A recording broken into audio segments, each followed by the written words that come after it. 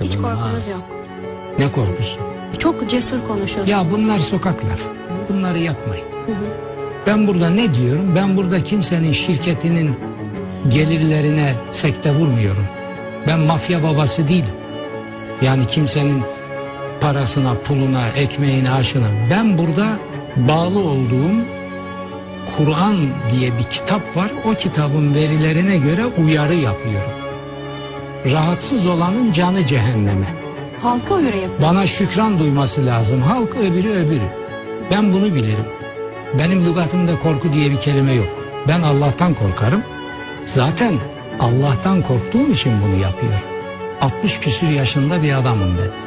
Bu saatten sonra benim Allah korkusunun yerine insan korkusunu koymam büyük bir şerefsizlik ve imansızlık olur.